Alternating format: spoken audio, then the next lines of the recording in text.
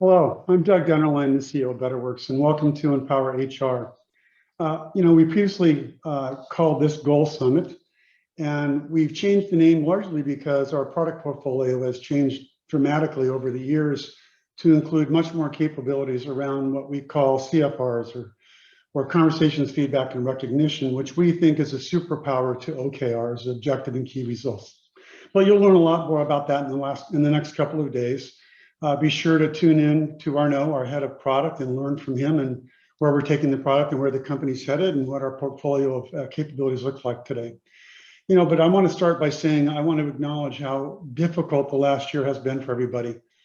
But being in the HR space, if you will, we've also recognized it's been a really difficult year and a half for people in human resources, dealing with restructuring, wellness, taking care of their people. Now the Great Resignation, we've just been incredibly busy in this space, and it's created an opportunity, I think, for us now, which is we have to rethink how people are going to experience work and what is the employee experience going to be all about. This notion of what are we going to be after this thing comes back? Are we going to be completely remote? Are we going to be in the office completely? What will it be? Well, we here at Betterworks, we've got a kind of a remote first expectation now. And I think as a CEO of multiple companies now, my personal expectations have changed dramatically. I've seen in the last year and a half that we've hired some amazing people, and we did it because we hired them no matter where they lived, as long as they're in a reasonable time zone away, from the West Coast, which is where our headquarters are.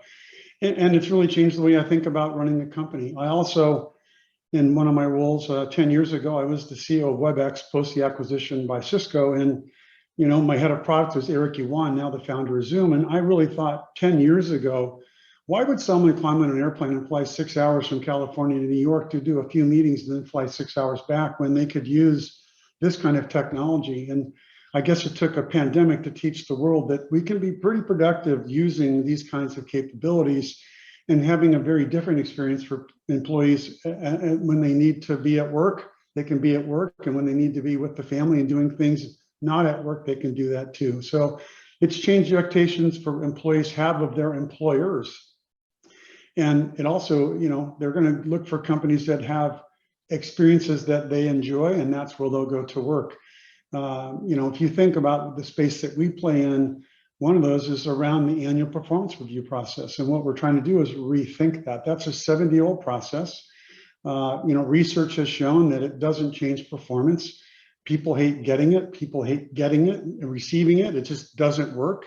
And people want something that's very different. The Gen Z and millennials don't want to be talked to once a year. They want to be talked to on a continual basis. And so what we're working at here is to create a lightweight process that's more continuous, that's in multiple times in a quarter. You're spending time with your manager, sitting down, talking about what it is you want to accomplish for the business, what's the goals the company is trying to accomplish, and what are the personal aspirations you have in the company, and how can your manager help you get there.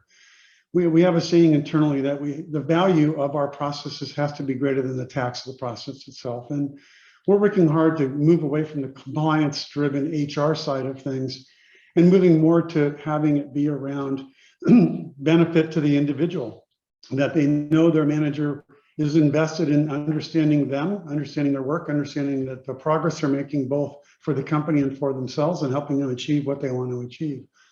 Our most successful customers, without a doubt, are when we see a CEO that understands how important people are to them achieving their goals, paired up with an HR person who we talk about as progressive, that's really focused on what's the business outcome, not just traditional performance management. What are the goals of the company, and how can I help you, the company, achieve those goals by having the right people, the right skills at the right point in time, being able to help you achieve those. And that's where we see and trying to develop what we're building for you is the tools that allow you to do that.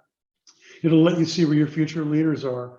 We're going to use tons of data to try and remove bias from the HR processes that exist today by using the data inside of our application to give you visibility on who are your future leaders. Where is the organization telling you that this person is a great person to work around on a team and they accomplish their goals on a regular basis, and you get visibility into that in a way that you don't today. So Please enjoy the next couple of days. We hope that you get some benefit from this, but we have an excellent lineup for you. First and foremost, John Doerr is going to come back and talk to us again, as he did 2 years ago when we had this last forum. John is what I would call the son of OKRs. He worked for Andy Grove at Intel, and he was the father of OKRs. And John, having moved to Kleiner Perkins, basically taught every portfolio company that he put money into what the OKR methodology could do for them. And people like Google and Intuit use those OKR methodologies today to run their companies. We also have Josh Burson returning, who, if you're in the HR space, you probably know that name. Josh is an outstanding person with more knowledge on where HR and where things are headed in terms of the future of HR than anybody on the planet. But we have some new faces too, including Ann Fulton, CEO and founder of Fuel 50. And she'll talk about talent mobility and aligning culture. We have Melissa Damler, Chief Learning Officer at Udemy, and she'll discuss strategy and purpose through upskilling programs. So lots of more than that to come, and I hope you enjoy the next couple of days. But let me kick things off. I'm excited to introduce our first speaker. It's Indra Nooyi. She is well-known CEO. She's an MBA graduate of Yale. She has background with Boston Consulting Group. She was the head of strategy at Motorola at the age of 33. She spent 24 years at PepsiCo. And the last 12 years, she was the CEO. And Indra was the first female of color to run a Fortune 50 company. She grew their shareholder return 149% under her tenure. She distributed $79 billion in cash in the form of dividends to shareholders. She grew their market cap to $57 billion. She grew net revenue 80% to $64 billion when she stepped down in 2018. And impressive, she grew the number of brands that were over $1 billion from 17 to 22. And now she just published a book, My Life in Full, which we'll talk about briefly here in the next 45 minutes. But I'm also equally impressed. I read her book. She's the mother of 2 daughters. I'm the father of 3 daughters. And she's impressive in that her commitment to passion, empathy, and approachability to her employees at PepsiCo is really special, with an emphasis on the female population. She's committed to even post-CEO work to women in the workforce, and that's important to me too, having 3 daughters. And so I'm looking forward to having a conversation with Indra. Please welcome Indra to HR, EmpowerHR. So Indra, thanks so much for joining us today. I greatly appreciate it. Thank you for having me, Doug. It's a pleasure to chat with you. Yeah, maybe let's start with, why the book, why this book, and what was your intent? What audience did you hope to reach, and what message were you trying to tell people? It's ironic because I didn't want to write a book. When I stepped down as CEO, I said, the last thing I want to do is to write a book. And that was never in my frame of thinking. Instead, I wanted to write some policy papers on 2 points of view. One is, I wondered why there were not more women being considered for CEO jobs. What was it about the pipeline that we have so many extraordinary women graduating from colleges and universities, but somewhere in the pipeline in the early years, they drop out? Why is that? And what kind of support systems do we need to give these women to be both family builders and to contribute to the economy? Yeah. That was the first challenge. The second challenge was when I was co-chair of Reopen Connecticut during COVID. I was looking at the essential workers. Many of them had children at home, or they were taking care of their parents, but they had to go and work for 2 or 3 weeks at a time because of quarantine requirements. They had to be away from the family, and they had no childcare. So they all struggled with how to worry about putting food on the table at the same time, how to take care of the family. Even there, again, a support system had to emerge. So I thought I'll write a bunch of policy papers on how to support family builders and family nurturers. And somebody told me nobody will read a policy paper and won't be sticky unless you inform it with the arc of your life. So this book is not a memoir. It's the story of the arc of my life and the lessons that derive from it, which leads to, therefore, what do I want to do next on creating a support structure for these people. So it ended up from being policy papers that would have been written quickly but dry to a book that took 20 months to write. And I hope it's readable, Doug. Oh, I mean this wholeheartedly. It was a fantastic book to read. I thoroughly enjoyed it, and such an impressive background. I do love one part of it that humbled me too. I always had the saying that you need to leave your ego in the car at work, and I think right when you got announced as the CEO, you were really excited about that. You rushed home to tell your mother, and what'd she say to you? Oh, well, when I walked in, she said, "Go get me the milk." It's like 10 o'clock in the night. And I said, "Mom, why me at 10 o'clock in the night? You could have asked my husband who came at 8. She said, "Oh, he looked tired, but you go get the milk."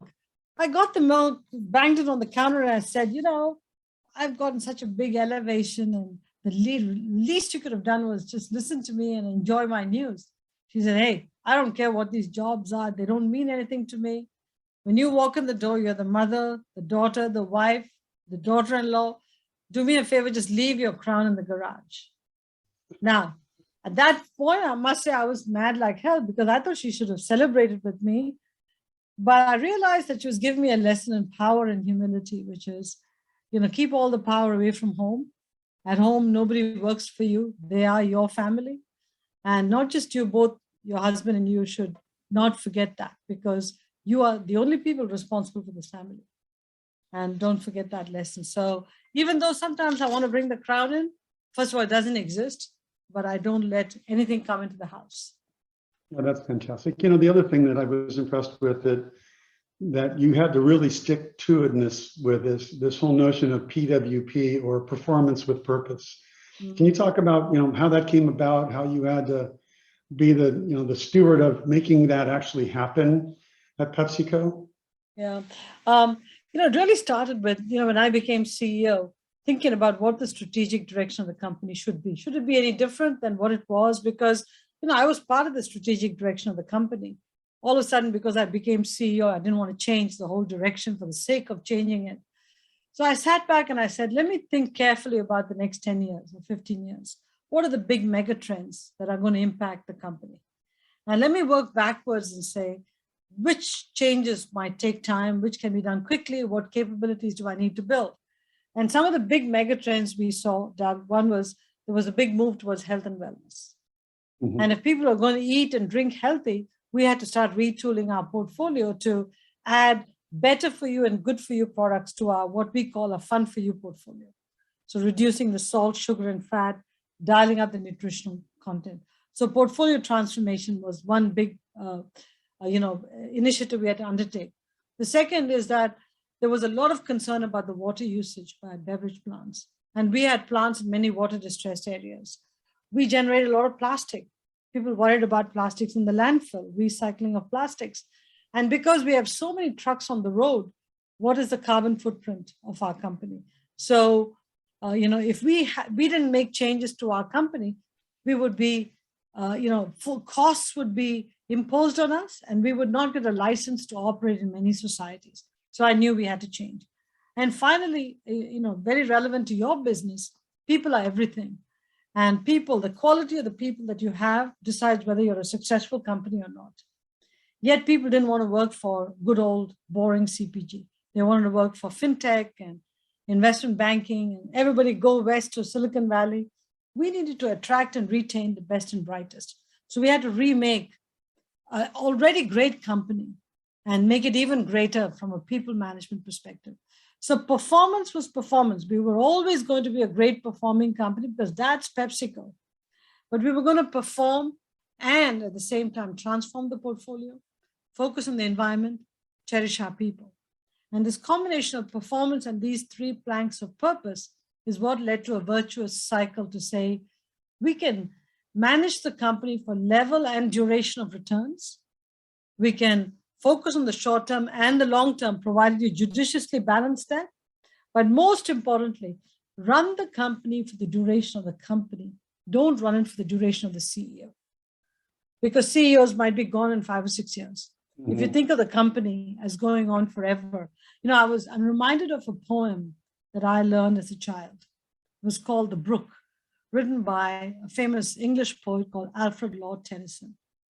And in the refrain of the poem, it says, the brook is going down a big ravine. It says, for men may come and men may go, but I go on forever.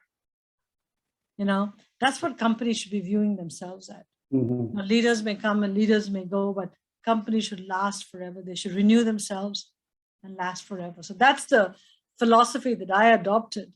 And I thought performance with purpose was the way you keep renewing the company with a deep sense of purpose, which can change. The components of purpose can change over time, but the feeling of purpose is going to stay deep in your heart.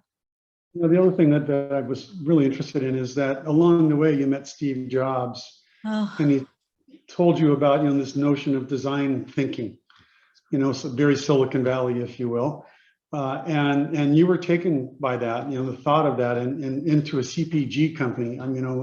Do we really need design thinking? And you took that back to your leadership team and hit some resistance, I think, as well. Did you not?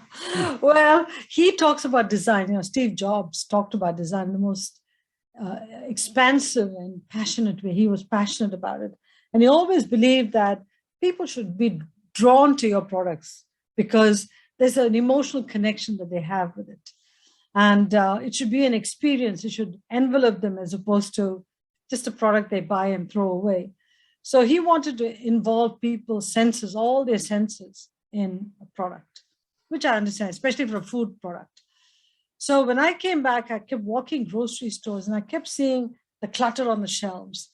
And I saw little upstarts who looked so much more inviting than our products.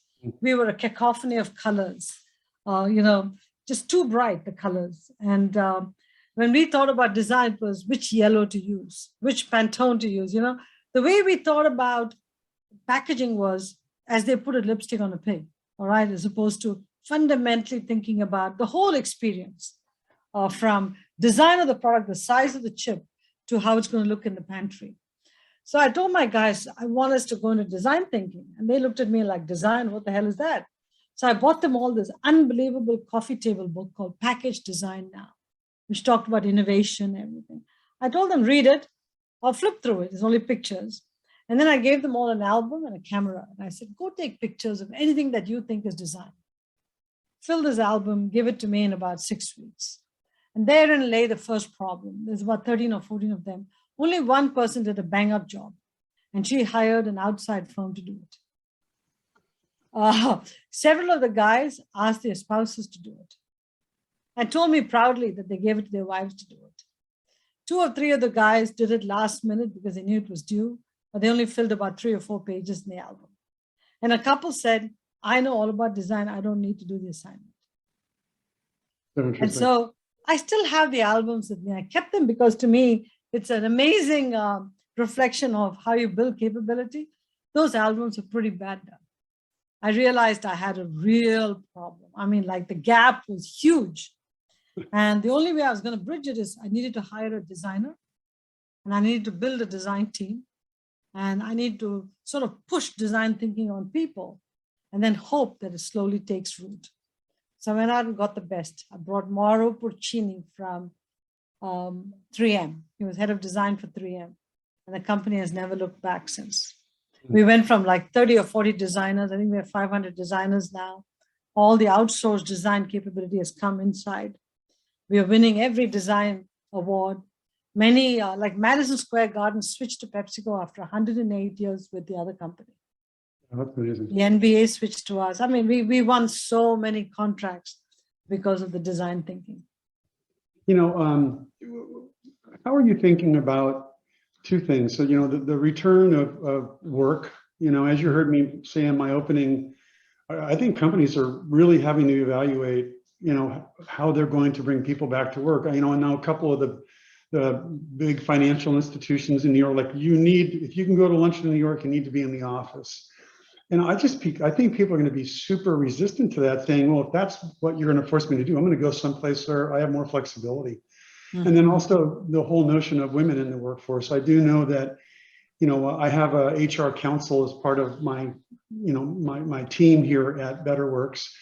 And we had a meeting the other day and they were saying they are seeing the Great Resignation more broadly, 10 to 15 to 20% more people leaving the business and at a much greater rate of women than men.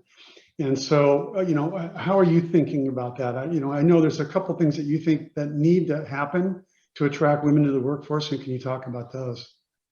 So I tell you, right now we are in what I call an emotional moment. We're coming out of the pandemic. People are afraid what's going to happen. If you make me go back to work and the school suddenly shuts down, what am I supposed to do? If I'm traveling by mass transit and everybody's not vaxxed and I get COVID, what happens? Everybody's worried. That's the first problem. The second is that companies still don't know whether it's flexible, hybrid, 4-day work week, what's going to happen. Meanwhile, you've got all the manufacturing laborers are going, how come we don't get any flexibility? How come we don't get any opportunity to work from home? We have to come to work every day. Yeah. So the people who really make a difference in jobs, which are really manufacturing and distribution, have got a large number of the population getting up in the morning and doing the same thing they did, while the white collar workers all get a chance to pick. My suggestions are following, Doug. The next 18 months are going to be confusing times.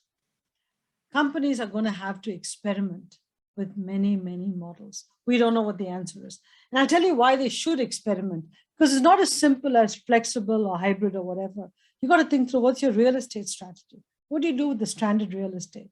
What happens to companies around an urban core? Are you going to let the urban core just atrophy?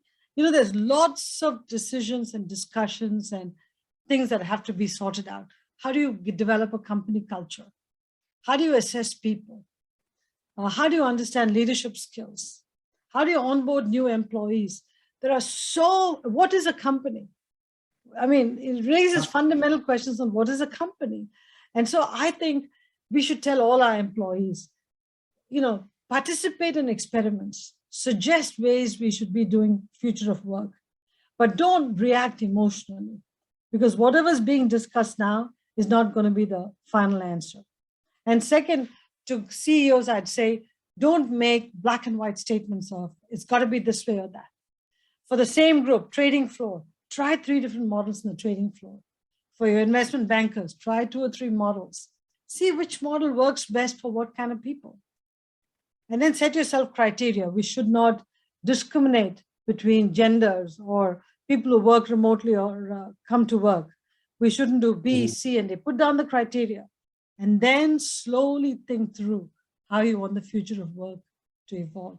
One of the problems we created for ourselves, there was a time when hoteling was the most fashionable thing for companies. Hoteling works against bringing people back. Because if you go to the office and you're going to just shove your computer into a port and sit down and work, why go to the office? I can do it at home.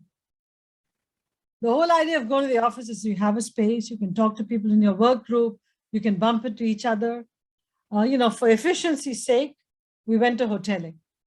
I think the pendulum is going to have to swing back, and we're going to have to rethink the design of offices also. So I view the next 18 months as experimentation, playing with the right way to do it, best practice sharing among CEOs. I hope it happens. I think it's going to be interesting times. Meanwhile, technology is going to evolve in leaps and bounds. The Zoom is going to be totally different in 18 months. Yeah. You know that. Yeah. What about the notion that more women are leaving the business than men? That's a terrible thing. I mean, I'm a huge believer, and I've been, very strong in terms of the teams I build being very diverse, that's a tragedy. And I think a couple of things in the book you mentioned around, making it easy for women. I mean, it's about childcare too, and making it easy for childcare in the workspace.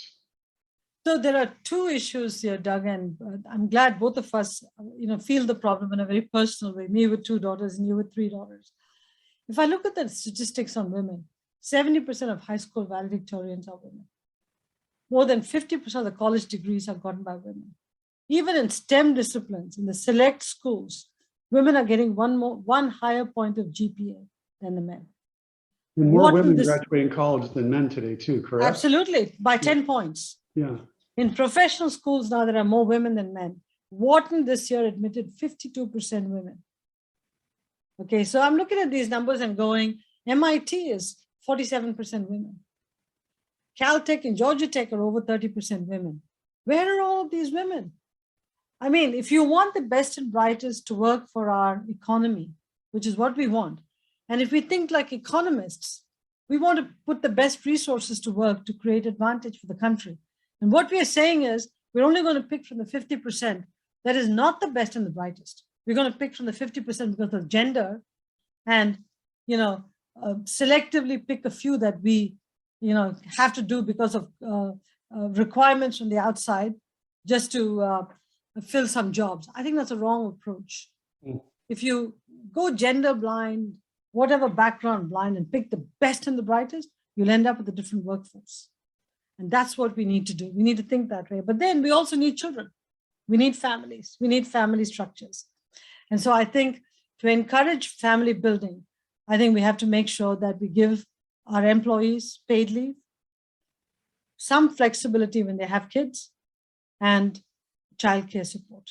Now with the future of work, we have to decide where should the childcare be located. Maybe it's in co-working spaces. Maybe it's in communities. May not be in the office. I don't know. All this has to be sorted out. But if we don't think about family building as critical to the economy, the whole notion of family, we should say it's family, not female. Nowadays, people go, if it's families, it's women's problem. No, it's not. It's economy, economic necessity. If we approach it that way, Doug, we will hire more women. Very good. Here's a question that came in from the audience. It says, do you feel that innovation could suffer if everybody is remote? I don't know if it'll suffer, because innovation, when you have an innovative mind, they figure out how to innovate. I think making innovations better and bringing it to the marketplace will suffer because the groups are not sitting together, debating it and exchanging ideas and feeling and touching products. Here again, I think many innovation-oriented people, R&D teams, will go right back. Nobody can have a lab in their house. They're going to go right back. Here's another great question that came from the audience. It says, as a person coming up through the ranks and becoming CEO/leader, did you see yourself as a leader? And if so, describe the leadership that helped you move forward. There are so many definitions of a leader. I mean, I think there's 2,000 definitions of a leader. But from my perspective, a leader has to have incredible courage to craft a path into the future, but more importantly, articulate the paths to people that everybody wants to follow the leader. And so in my life, I've watched other leaders in action, and not just one. I watched every leader in action. And I was fortunate enough to be able to have the courage to craft those paths and have people follow me. But doing it when you're not the CEO is easier than when you're the CEO. Because when you're the CEO, the game changes. Everybody's watching you. Everybody's commenting on you, critiquing you.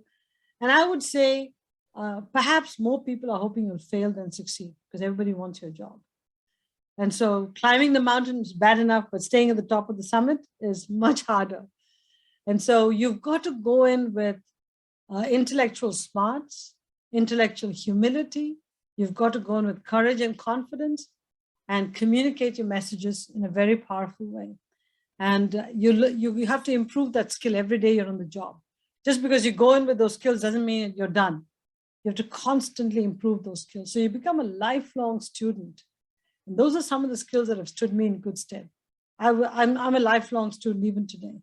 I'm still taking classes, I'm learning, I'm watching, I'm doing everything. Yeah, that's really important. What happened to your team when you came in? I mean, I know that there were multiple people they were looking at to make a decision on who was going to be the CEO, and you got that nod. And I've witnessed this in many companies where I always kind of never understood why they publicly say, it's my background, Cisco. You and I talked about that earlier. Yeah. When Chuck Robbins took over, there were 3 people that were up for that role. The other 2 quit the next day.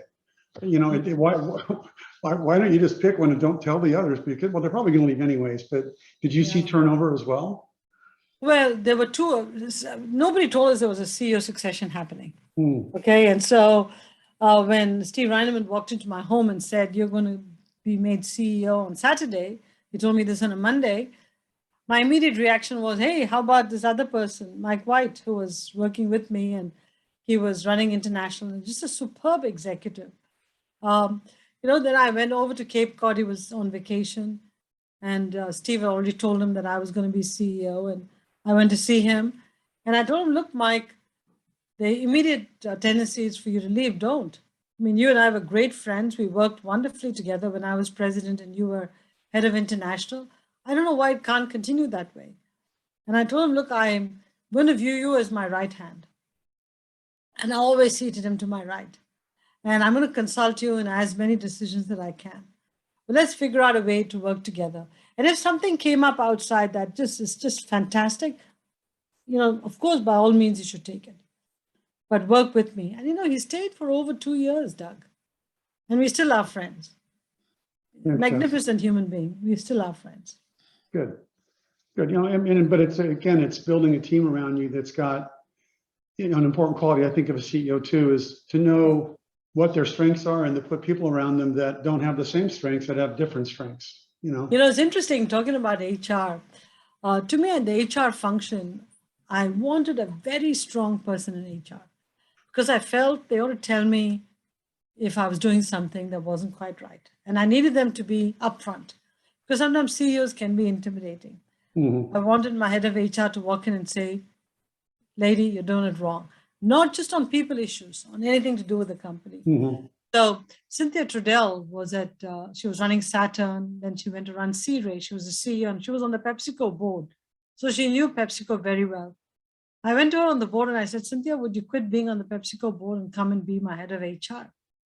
She's like, what? HR? I said, yeah, you're an operating executive. You know how operations works. You have a very strong HR apparatus under you. But I need you to assess people, talent, see if I have the right organization structure. But more importantly, because you're so outspoken, I want you to tell me I'm full of it when I am, because I need that on my team. She thought about it for a week and came back and said, okay, I'll do it. She was my head of HR for a good 10 or 12 years.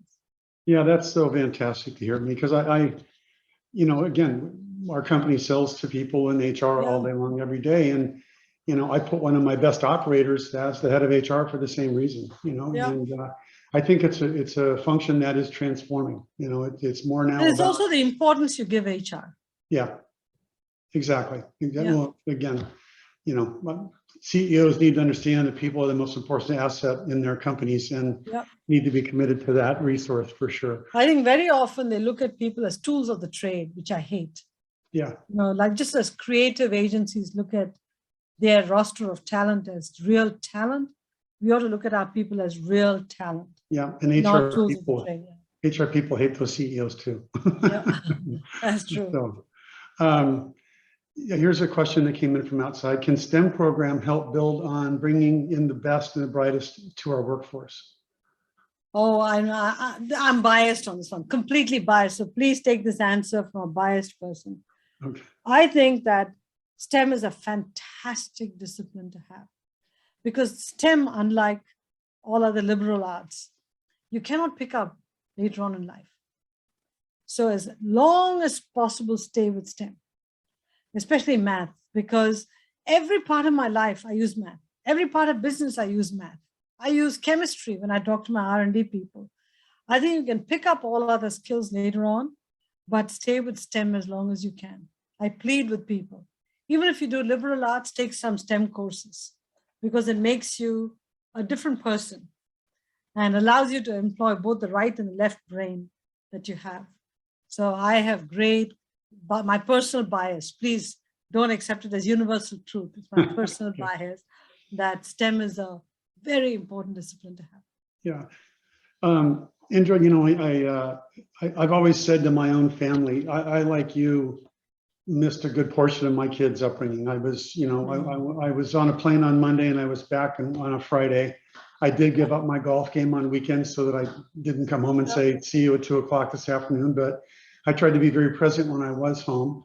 When you look back on your phenomenal career and the time you spent away from home, would you do anything differently than what you did? I know Raj, your husband, was incredibly supportive, but any regrets there?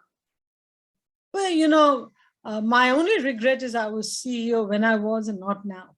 And I'll tell you why, because, when I was head of strategy and CFO, and part of the time that I was president, when I was flying commercial, I would take the first flight out at 6 a.m. from LaGuardia to go to Dallas or wherever. And I would be the last person on the plane to take the last flight back. But I wanted to come home. I wasn't going to stay the next day.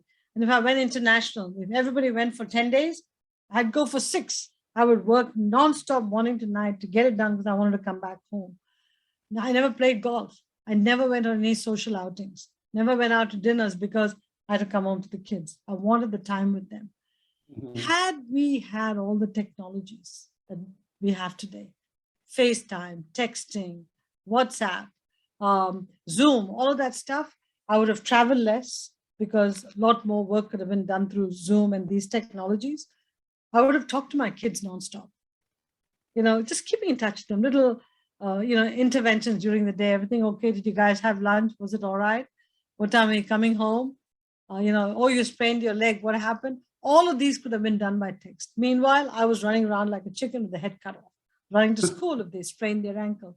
So I think that I look at my life when I was coming up the corporate ladder. I was juggling many balls. I didn't have work-life balance. I was juggling work and life. 5 balls in the air all the time, hoping the most important ones wouldn't fall and crash. I think today with technologies, we can actually go from work-life juggling to work-life balance. We have a unique opportunity. Yeah. And I think these are one of the few silver linings of technology. If used properly, we can go from juggling to balancing. Yeah, I think the other thing that's been interesting, I've always called it work-life integration. Yeah. Where I tell my employees, you need to be at work when you need to be at work and be at home when you need to be at home. It's about accomplishment. It's not about time in front of your computer. I know that through this process, some of the companies in the world are measuring people by taking screenshots of when they're in front of their laptop, or, it's just not for me either in terms of. But Doug, what happens with the kids is they're on the phone all the time. But if you have got your brain on the job, they go, see, you're not listening to me. Half your brain is working on your job. Yeah. It's okay that they're on this device right through dinner table and every minute of the day. But they know if mom is not 100% focused on them and they want to talk. So I think it's one of those things where continuous engagement, when they want, we are on-demand people. When the kids want it, we're supposed to be on demand. It doesn't work the other way. That's a very good point. Let me get to a couple of questions. You're getting a lot of questions from the audience themselves. It says, I'm being asked to join a local nonprofit board. What helped you in the most to be valued as part of a board? I think joining a local nonprofit board is very important because many people, once they reach sort of senior middle management, they're looking for outside board seats as a validation of their skill. But whenever outside boards are looking for people, they want to know if you have some experience in boards. So early in your life, get on boards of local nonprofits. Look for a nonprofit where are other members on the board with connections and contacts. So that if you do well in that local nonprofit, you get pulled up to go to other things and cultivate those relationships. But pick nonprofits that matter to you, where you can make a contribution and which improve the quality of life. Don't do a vanity nonprofit. And once you get into that board circuit and your name is on the lists and you're slowly growing from there, you'll be amazed how more doors open as you go along. And being on boards gives you a very different vantage point to a company. It gives you sort of the outside-in perspective, and it teaches you the limits of external governance on a company. And what's the role of the CEO and how do you interact with the CEO? It tells you a lot about roles and responsibilities of different people in a large corporation. Yeah, it's interesting. I think one of the most interesting things in my career is, it's unfortunate, but it feels like the CEO role is a very difficult role because the minute you get on top, the world tries to knock you off. Absolutely right. Yeah. And getting attacked for no reason other than you were successful seems really odd to me. Here's a great question. In more than half the cases, depending on the study, people leave their bosses, not their employer. Yeah. So how do firms weed out these bad bosses? Aren't bad bosses one of the top challenges to changing the company's culture? That is a great question. We did something every year called the MQPI, Manager Quality Performance Assessment. We did that.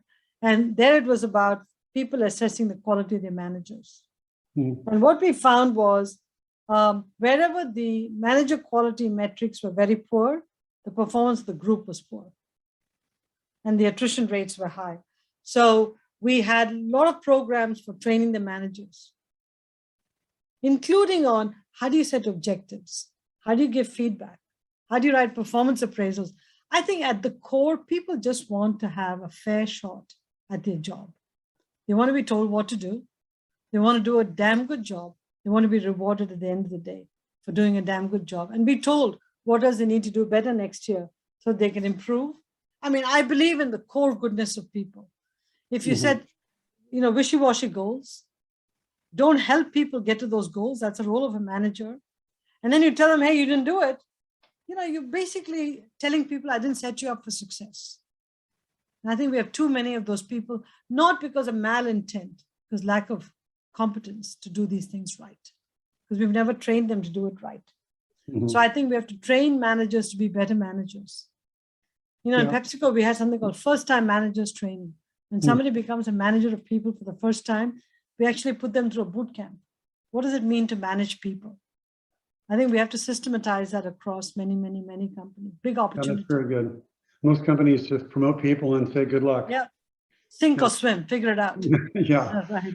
And, I, as a sales leader for many years, I used to say to the person we promoted, you're not the seventh rep, you're the manager. That's exactly right. You need to teach them your skills. It says, how do you onboard employees when your organization is looking at culture change in terms of building trust and giving honest feedback, and people that living in that culture are not giving honest feedback and not being diplomatic in their ways of work? So, well, feedback is the most important skill that managers should have. Yet it's the least taught skill, least practiced skill, because you don't give feedback regularly. Now, herein lies the problem. Managers have to be secure to give good feedback. If you deliberately want to give wishy-washy feedback so people don't develop and don't succeed, then you have job security, you're a lousy manager. Many, many managers who don't know how to move up themselves for job security sort of treat their employees wishy-washy. Don't give good objectives, don't give good feedback, don't tell them what they should do to improve. Yeah, hiding in the organization, if you will. Yeah, exactly. So one of the things I did, which people were surprised when I did it, in a performance appraisal statement, in the last question, it'll be any other comments. And there'll be about 2 inches of space. I'd say see attached. And I would attach a 4 or 5 page memo, which laid out in clear terms what this person delivered, what were the areas they still need to demonstrate, the mastery, and what I expect them to do the next year. There was zero sunlight between my direct report and me. They always knew where they stood. Very good. And in the beginning of the year, I set up a mid-year calibration date. So middle of the year, did a very detailed calibration, because I think it's wrong that end of the year, they suddenly hear that they didn't do well. Why not give them continuous feedback? And the mid-year calibration wasn't one of those, you said you'll deliver 4% sales growth, you delivered 3.8. That's irrelevant. That everybody knows. It's about, are you making progress on those areas that are going to make you a better leader? And I tell you something, Doug, by doing that, when I was CFO, I had more CFO succession candidates than anybody else. When I was CEO, there were about 6 people who could have taken my job. The board seriously evaluated 6, down selected to 4, then went to 1. And so there were more succession candidates than you could think of. And the best one is, in the last 6 years, I've given corporate America 9 CEOs. Fantastic. Wow, good for you. Somebody's asking, what was the manager assessment called again? The MQPI, Manager Quality Performance Information, or something like that. MQPI. Okay. We did that every year. Here's maybe a good last question, because I know we're coming up on time here. You spoke of recognizing the importance of HR and having a strong HR presence. What is your advice to HR leaders to help secure that recognition? I think HR leaders would benefit hugely by stepping out of HR for a little while, collecting some other skills and coming back to HR. Because if you're used as a or viewed or used as a black priest, which some HR people are viewed as, or somebody who's very process driven and just wants to make sure that every thing we do keeps us out of legal trouble. That's not HR. That's a enforcer. An HR person looks at talent as, how do I grow this talent? How do I improve this talent? How do I make talent the biggest competitive advantage in the company? I spend all this time recruiting. What do I need to do to retain, to develop, to stretch? You know, an HR person has to think like a manager, except that you're like the manager of a talent agency. Rather than a manufacturing company or software company, you run CAA or William Morris or one of these big talent agencies. And all the talent in the company is in your tapestry. So if you start thinking that way and say, how do I build the most incredible workforce and make sure each one comes to work smiling and happy every day and wants to give it their best, you got a great HR function. Yeah. And I think HR people themselves ought to go around some other functions and come back in. And I'd go so far as to say, before you make somebody CEO, give them a little bit more active role in HR. Mm-hmm. It would be invaluable and send a great message. Well, Indra, we can't thank you enough. I would have liked to have worked for you. Oh, no, I would have loved to have worked with you, Doug. So I so much appreciate your time, and we're giving a whole bunch of people that are on your new book, and hopefully they'll enjoy it as much as I did. It was an incredible read, and my advice is get the Audible version because Indra does it herself, and does a wonderful job of articulating her story. So thanks again for your time. Thank you, Doug. My best to your family. Thank you. As well. Bye-bye now.